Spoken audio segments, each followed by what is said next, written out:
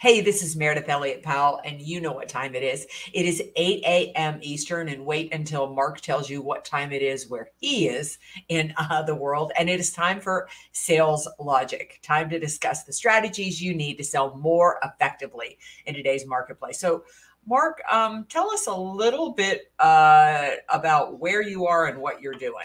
It's 3 a.m. in Maui, but you know what? It doesn't matter what time it is, anywhere. If it's 8 a.m. Eastern time, Saturday morning, we're going live with Sales Logic. So, hey, we're dedicated to sales, right? That's right. We are dedicated to sales. Sorry, I'm looking. It says that they've lost access to my Facebook account. Not a big deal. We will roll without it. I will figure that out later. We got a great show. What are we going to be talking about today?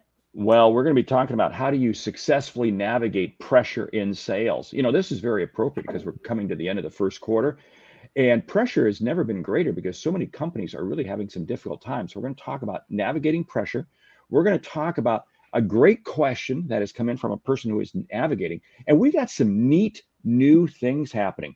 We're going to be offering you every week a download that you're going to be able to get by going to Sales Logic Podcast. So we're going to be talking about that in the show. And May 24th, you got to be marking your calendar because that's when Sales Logic Live happens in Dallas, Texas. And again, details coming on that. So we got a great show. Let's roll.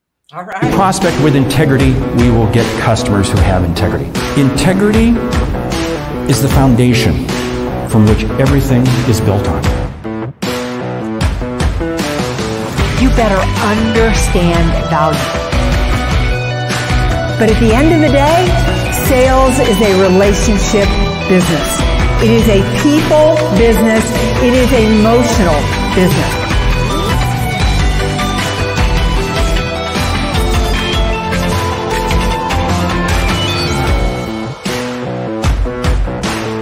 This is Sales Logic. Well, Meridith, I got to ask you, because the topic today is going to be how do you successfully navigate pressure in sales? You know, I know you faced it over your career. I have too. And I have to say, I've learned some ways to kind of adapt to it. So I'm kind of looking forward to sharing that. And also the download, if you go to saleslogicpodcast.com, send us a note there.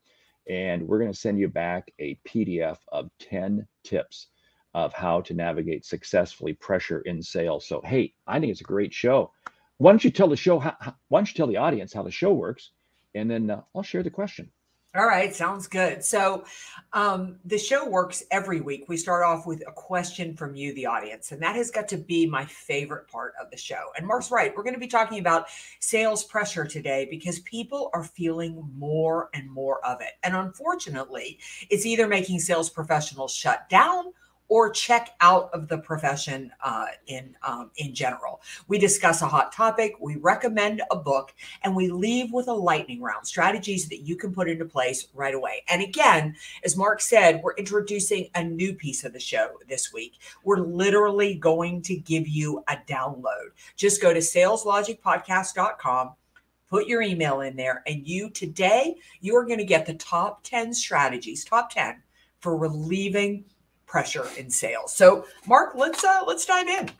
Well, hey, the question today comes from Marshall. He says, I'm a vendor that sells into the real estate industry, and this year's agents and companies are pulling back. Hitting goals is getting challenging. I can deal with all that, but the pressure coming down on us from corporate is a serious challenge. They're increasing campaigns, wanting us to push product, and every month is like starting over. I've been in the industry long enough to know there are up years and down years, but how do I handle the pressure coming from the higher ups? Yeah, welcome to 2023. I mean, if you saw the economic reports that came out this week, things don't look good. There's going to be a lot more pressure. And when economic reports don't look good, leadership gets stressed out and they start to put the pressure on sales. Here's the problem with pressure. The more pressure you feel, the worse you are going to perform. So in a perfect world, your manager would relieve that stress for you. But in sales, the world is far less than perfect, and you need to learn to manage the pressure yourself.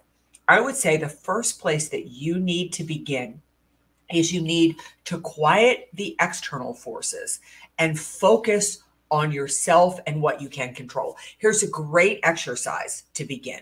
Write down all the pressure you're feeling, everything that you're worried about, that you can't get through the door with a customer, that you can't hit your goals, that you could get fired, that you won't make enough money. Dump it all down, write it all down, get it all out. And then I want you to divide it into two sections. Number one, what I can control. And number two, what I can't control. Let me tell you, the list of what you cannot control is probably going to be 10 times longer of what you can. And then focus your attention on what you can control. One quick story around that is that about a month and a half ago, I had a really slow week. It was bad. I mean, nothing was coming through. I don't ever have a week where I don't close a deal. And then, here I am. I start getting all in my head. Oh my God, I'm never going to work again. We're not going to be able to eat. I mean, all that crazy stuff that comes into your head. So I wrote it all down. I divided it into the two piles. And the only two things that I could control, the only two, were the number of sales calls I made and the activity that I increased around serving clients. I focused my energy there. And of course, everything came back into the fold. So really get a hold on what you can control and what you can't. Sorry, Mark, that was a little long. No, that was great. And to hear that you had a bad week, because again, we all have bad weeks. We all have bad months. It's just the nature of the business. And here's the whole thing. The valleys are never as deep as they are, and the mountaintops are never as high as they are. Here's a line that comes from Zig Ziglar. He was asked, hey, I'm in a valley. What do I do to get back on the mountaintop? And Zig said, be thankful you're in the valley because the soil is the best it can be. You will grow the best vegetables and it will give you the most strength to climb the next mountaintop. Only Zig Ziglar could share something like that. But here's something. Here's an idea. And take that list. So you make that list. I love that idea. I've done that. And then you really see what are all the things that you can't control. And that list is really pretty big because, again, when you start going sideways, you feel like everything is against you. But then what I'm going to challenge you to do is to take each of those items and write one at a time on one piece of paper.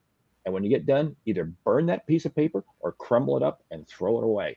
But the whole thing is get that stuff out of your mind because, again, there's so much that you can't control. Focus on what you can. And remember this. Like I said at the beginning, valleys are never as deep as you think they are. And mountaintops, guess what? They're not as high as you think they are. But boy, when you're in the valley, oh, it seems dark. It seems dark. But you know what? The next mountaintop is coming and you will get there. Yeah, you will get there if you focus on what you can control and you do those behaviors. I would say, too, I want you to go to your manager and really figure out what matters. A lot of sales pressure comes because the person who is leading you is giving you too many directives. You need to sell this product. You need to sell this product. You need to hit your goal. We've got this campaign.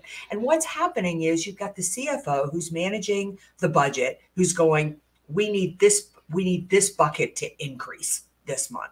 And so you get this push down to do a campaign. And it feels like pressure comes from, it feels like you have too many balls in the air. Well, guess what? You have too many balls in the air. So you need to figure out what really matters. Again, I think I shared this last week, but I used to work in financial services and we used to get campaigns all the time. And I lost every campaign because I focused on achieving my profit and loss because that's what they cared about. If I excelled at my profit and loss, I would get the president's award. If I focused on the campaigns, I would just get, hey, she won the campaign. So you've got to figure out what really matters because you cannot win every battle they put in front of you. Hey, I love Dave Sanderson's comment. I tell to myself, no one is dying, no one's bleeding. The pathway to get out of pressure and fear is to have gratitude for the opportunity to serve, and the client is having the same thing. Make a list of what you're grateful for. Here's a line that I love using. You know, this may sound cheesy. A heart full of gratitude will drown out a mind full of stress. It is amazing when you take a moment to step back and realize what you're thankful for, realize and have that time of gratitude. You'll realize that, you know what, you're going to start playing the long game. And when you play the long game, it's amazing how the clouds begin to part. Now, remember this whole thing about your boss. Your boss is coming down at you. I've had that situation. You know what? It's because your boss is struggling with the same pressure you are. And unfortunately, your boss is just not strong enough to kind of contain it and block it from you. Your boss is rolling it down on you because they're probably getting stressed. But here's what you got to do. You got to realize that every person you're dealing with who is sharing their stress with you, who is sharing their angst with you of how we're going to make the number, they're dealing with the same thing. It's your job to be that calm factor out there. And like Mayor said, focus on what you can. Focus on what you can. And here's the situation. Take each win that you get, each win that you get, and celebrate that win. It may be a small win because it may be a tough week. I've had the same thing where, Mary, you said you had a tough week. I've had tough weeks. And you got to take a step back, but you celebrate whatever wins you do have, whatever they might be. And from that, you build on it. But the key comes back that you've got to focus on what you can control and block out everything else. Yeah. Shubham, you can get a recording of this. Just go to saleslogicpodcast.com. You can download it there and always leave a review. We would love it. Okay. If you are feeling sales pressure, something that is going to relieve that pressure is a plan. Now, you know what the goal is that you're either hitting or you're not hitting. And if you're feeling pressure, chances are you're not hitting that goal. And you need to write the plan. And what I mean the plan is it isn't results-based plan. It's a behavior-based plan. Again, back to what Mark said, what you can control are the behaviors. So what are the behaviors that you need to be doing day in and day out in order to achieve that goal? I can't tell you how much taking action is going to relieve pressure. It just is. It's just unbelievable. You worry yourself like crazy. And then if you just start making sales calls and getting involved in customers' lives, that pressure will be relieved. But one of the things that I did when I had a really bad week was I went back to my sales strategy and I just asked myself, is this working? Like, do I need to change some things up? Do I need to do some things differently? But you need to ask yourself, is my ideal prospect still right? Do I need to clarify that a little bit? How many sales calls do I need to be making a week? How many need to, be face-to-face versus virtual? How many follow-ups? What are my strategies to network and connect with people? Do I need to do things to increase my reputation in the marketplace? Go back to that sales strategy. Get it as clear and articulate as you can. You've got a path to how you're going to achieve the goal. I love a word that you said. You used the word behavior. So critical. Mm-hmm. Behavior creates and drives actions. And activity is really going to be the result of it is really going to be what is needed to get through this stressful period, because you say, hey, I got to put some numbers on the board. So you do have to look at what is the activity. And again, this is a way that you can celebrate your wins. You may not be closing deals, but at least what you're doing is you're getting the number of phone calls made. You are getting the number of appointments made. You are doing what you need to be doing. Activity is a result of and contributes to your behavior, which in turn creates your level of motivation and your mindset, which in turn drives how you're going to be handling that stress. Remember, when stress comes down from on high, and believe me, it does, management will always come down and be asking for more. You have to ask yourself this question. Why are they sending it down to me? It's because they're dealing with the same stress. It's time for you to put on the big boy pants, put on the skirt, and say, you know what?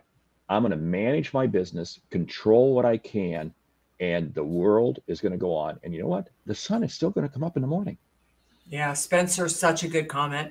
Pressure makes you look desperate. Forget the outcome and consult to get the sale. Again, it's why it goes back to the behaviors and getting that plan. But if you are feeling pressure, and I also want to say, not getting results, you should feel pressure around that. And if leadership is putting a little bit of pressure on you, that's okay. We're not out just here to call to make calls. Results are the indicator that you're selling something that is helping clients. So results are a good thing. Like, to be accountable to hit a goal is a really good thing. So the other thing, one of my favorite tools to use, and I use it whether I'm feeling pressure or I'm not feeling pressure is every quarter, and I'm just about to do it because we're about at the end of first quarter of 2023, is I reflect on the first quarter and ask myself three very important questions. What did I do in the first quarter that made me money? What closed the deals? What got me through the door? What's working? And what do I need to double down on and do more of? Second question, what was a waste of my time? What wasn't effective? And what do I need to let go of? And then the third question is, what do I need to be doing that I'm not doing that could take it to the next level? I just did this with my sales strategy. And one of the things I noticed that I'm not doing that I should be doing is I'm not asking for referrals. I completely let that part of my strategy go. And this is easy to do, right? We get caught up in the work. So taking that time to reflect and really figure out what is working in the strategy and what isn't working in the strategy. Oh, there's a couple key things that you said there, and I love this. When you get caught up in stress, it's amazing how sometimes the basics just slip away. Yes. You forget doing what you're doing, and you made the comment, I've done the same thing time and time again. You get caught up in something and you fail to realize, wait a minute, there's the answer, there's the solution right there. So again, you've got to make sure that you take the time to step back and relax, step back and evaluate. Now, here's the other thing. If times are difficult and the economy is going sideways out there and management wasn't coming down on you, I'd be a little bit concerned because think about this, because that would mean they don't care. That means they don't care. You know, I mean, if they didn't care, then wait a minute, why am I working here? Something's wrong. So the fact that they are kind of throwing some pressure on you, that's okay. Remember, it's not the pressure they throw on you. It's how you respond to the pressure they throw on you. And again, I look at myself, I handle things much differently. Mary, you and I were talking yesterday about a little challenge that we're dealing with in our business. And to me, it was like, no big deal. And I think 20 or 30 years ago, I would have been freaking out over it. But it's just like, you know what? Everything works out, and everything always works out for the better. Yeah, Mark's much more calm than I am. I need to adopt some of that because I get freaked out. It cracks me up that I have achieved the level of success I have, and one dry week and I lose my freaking mind. So it's but the thing about pressure, I think, Mark, what you just said is so incredibly important. If you are not feeling, literally, I was just watching 2 shows on the markets last night because that's what I like to do on a Friday night, and the indicators don't look good.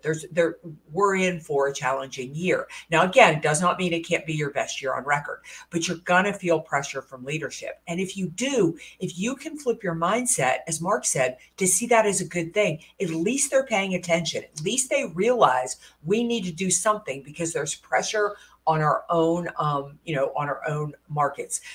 Also, if you can take that pressure as a sign to say, okay, I need to double down. I need to look at things. What can I control? What can't I control? Is my strategy solid? Am I doing the things that are really going to get me to the point, that I need to be? And do I have a plan in place to do that day in and day out? The other thing I think, and this is going to sound a little bit counterintuitive, but I'm a big believer in managing your energy and not managing your time. That you really need to figure out, if you're feeling pressure, you need to balance it with some things that are going to pour energy into you, whether that's calling on one of your favorite clients, or whether for me, it's like leaving my desk and playing a round of tennis. But focus on a little bit of self-care, some things that make you feel good and pump energy into you, because you are going to need that energy for the ride you're about to go on. Here's something to keep in mind. We're talking about the economy, and I don't know what the tea leaves. I mean, we can read the tea leaves any number of different ways. Here's something to take a look at, though. Say, wow, the economy is getting difficult. Customers aren't buying. Hold it. Let's talk about the economy in a macro sense. You only need one small slice of the economy to behave right for you to make your number. Don't get caught up in the macros when you're dealing with the micros. In other words, hey, all I need is X number of customers. All I need is X number of prospects, whatever it might be. Focus on what, again, you can control and block out the noise that is out there. Because again, there's a tremendous amount of noise out there. And you know what? This noise is only going to get greater. I see this time and time again with various companies that I'm working with, and it's incredible. And what I find interesting is companies are panicking over things that a year ago they didn't panic over. So ask yourself, why are they doing that? Why? Well, it's because they're getting scared. But you know what? In every organization, there needs to be that stable individual. It's time for you to be the stable. That doesn't mean that you demonstrate that you don't care. No, you care. But you have to realize, relax, breathe deep. As Dave Sanderson said, no blood's been shed, nobody's died, everything's going to be okay. Just breathe. And you know what? You'll get back onto that mountaintop sooner than later. Yeah, the going back a little bit to what you can control. Every time economic reports come out, I work a lot with CEOs and C-suite professionals. And every time the economic reports come out, I feel the sales process stall a little bit because they get worried, they get scared, understandably. There's absolutely nothing wrong with that. I increase my activity during that time. I'm not closing deals. I might as well make more calls, right? The other is I go in and I understand the pressure my client is feeling so that I can, basically hit the nail on the head. I address the elephant in the room, so to speak. Like I need to talk them through the pressure that they're feeling so that they understand I can help them get to the other side. So in other words, when there's pressure in the marketplace, don't run from the pressure, embrace the pressure. If your company is putting pressure on you because sales aren't closing, I'm going to tell you 100% guarantee it's because your customer base is feeling the impact of the pressure. And that is the indicator that something in your sales approach needs to change because the decision-making process has slowed down. There's something that your customer base is worried about right now. So they're not saying yes as fast as possible. If you can address what they're worried about, and you can solve that problem, you'll click your sales process to keep going. Again, think about this. If you're feeling pressure because of economic factors out there, your customers are too. But don't think for a moment that, just because you're feeling pressure, that you can go take that pressure and dump it on your customers. They're not wanting to have Debbie Downer come and talk to them. No. They want solutions. So you need to be that optimist. You need to be that bright light out there that's going to be helping guide them through this. You do that, and you're going to get more conversations. You are going to. And by all means, jump out to Sales Logic Podcast. Send us your email. We've got the top 10 strategies to relieve sales pressure. And again, this is a new thing that we're doing every week because we want to give you more tools to be more successful. Hey, we should probably jump into the book, right? Yeah, we should. Hey, and the book. And I saw that you had this individual on your Thrive show this week. Absolutely outstanding. Carson Heddy, he absolutely, without a doubt, one of the top performing salespeople in the country. He's got a number of books out, but the book that we're highlighting here today is Salesman on Fire. In fact, on my flight over here from Dallas to Maui, I had a chance to read that and several of his other books. And I'll tell you what, he tells great stories in there because he chronicles people's success stories as they're going through sales. Yeah, if you don't know Carson Heddy, you really need to go check him out. Go follow him on LinkedIn and check out Salesman on Fire. Carson's a great story about what we're talking about with sales pressure, and it's why the book was selected today.